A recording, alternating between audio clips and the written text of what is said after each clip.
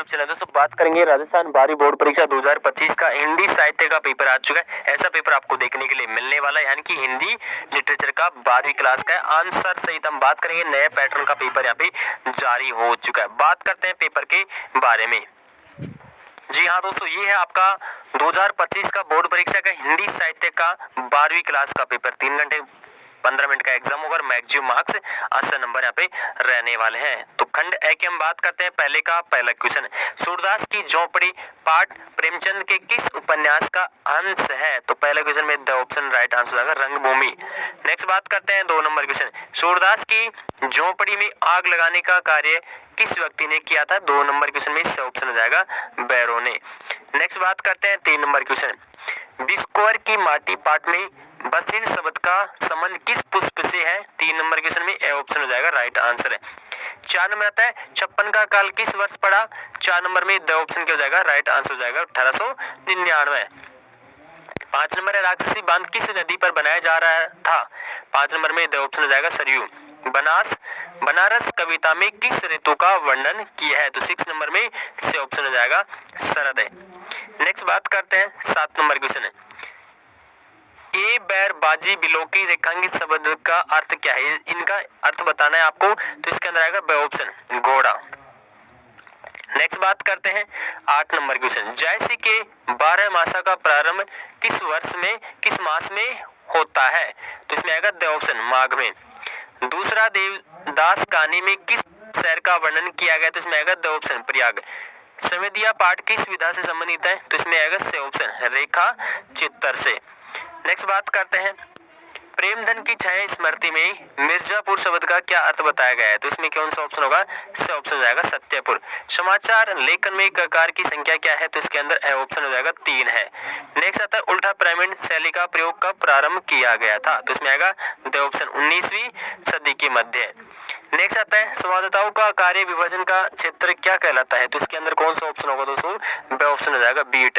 Beat cover करने वाले reporter को क्या कहते हैं? इसमें ए ऑप्शन हो जाएगा संवाददाता। ठीक है, दोनों क्वेश्चन में आपस में मिले जुले क्वेश्चन ये पूछा गया। इसमें 2 नंबर क्वेश्चन की हम बात करते हैं, तो 2 नंबर का जो पहला है, काव्य लक्षणा काव्य गुण में कठोर वर्ण और संयुक्तकारों का प्रयोग है। तो लक्षण काव्य में बतरस लालच लाल की मुरलीधरी लुकाय काव्य में पंक्ति में कौन सा है? श्रृंगारी गुण है। कुंडलिया एक मात्रिक छंद है, तो इसमें आएगा चतुष्पदी मात्रिक छंद है। हरि गीतिका छंद में 4 चरण होते हैं, कितने होते हैं? 4 होते हैं। इसमें पूछा है अलंकार, तो इसमें आएगा व्यतिरेक अलंकार के कारण बिना कार्य की उत्पत्ति का वर्णन किया गया। जहाँ उपमान उपेक्षा गुणों की अधिकता से शरीर सिद्ध किया जाता है, वहां कौन सा आता है? व्यतिरेक अलंकार आता है, यानी कि उपमेय प्रधान होता है। नेक्स्ट आता है 3 नंबर क्वेश्चन, अपठित गद्यांश को पढ़कर जो भी क्वेश्चन यहाँ पे दिए गए सभी क्वेश्चनों के आंसर की आपको बताई जाएगी। तो पहले इस गद्यांश को आप पढ़ लीजिए, उसके बाद में बात करेंगे इसमें परतोष जो गद्यांश का उचित शीर्षक क्या है, निर्गुण और सगुण में क्या अंतर है, स्क्रीन पे आपको दिखाऊंगा। वैष्णव और शाक्तों में समन्वय का कार्य किसने किया है? गोस्वामी तुलसीदास ने अपने उपास्य किसे माना है? और राम दिन बंधु थे कैसे? तुलसीदास ने जन साधन के लिए भक्ति आंदोलन में क्या किया? तो पहले अब इन क्वेश्चनों के आंसर के बारे में बात कर लेते हैं, फिर बात करेंगे नेक्स्ट क्वेश्चन के बारे में। तीसरे का जो पहला है, इसमें पूछा था उचित शीर्षक, तो गोस्वामी तुलसीदास और भक्ति आंदोलन है।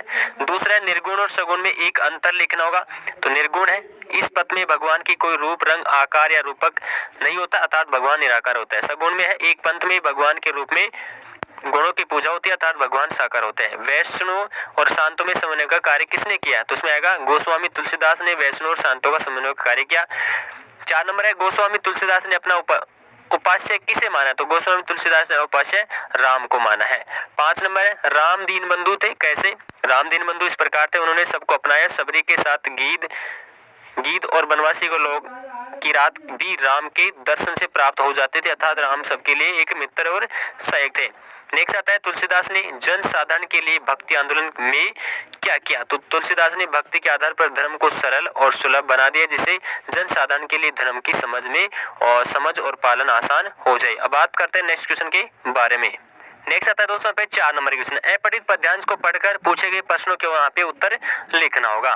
तो पहले आप इस पद्यांश को पढ़ लीजिए, फिर इसके बाद हम बात करेंगे उन उत्तरों के बारे में, क्वेश्चनों के बारे में। प्रस्तुत पद्यांश का उचित शीर्षक क्या है, रेखांकित शब्द का अर्थ बताना होगा, और प्रकृति किसे नहीं डरती है, मनुष्य अपना सुख किस प्रकार प्राप्त होता है, प्रकृति किसके सामने हार मानती है, और भुजबल का महत्व क्या है। अब इन क्वेश्चनों के आंसर के बारे में चर्चा करते हैं।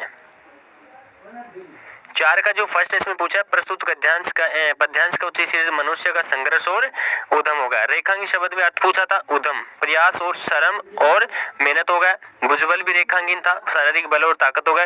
तीसरा आता है प्रकृति किससे नहीं डरती है, प्रकृति भाग्य के बल से नहीं डरती है, वह हमेशा मनुष्य के उद्यम और श्रम और प्रयास के सामने झुकती है। 4 नंबर आता है मनुष्य अपना सुख किस प्रकार प्राप्त करता है, मनुष्य अपना सुख अपने भुजल यानी शारीरिक जो ताकत है और जो मेहनत के द्वारा प्राप्त करता है।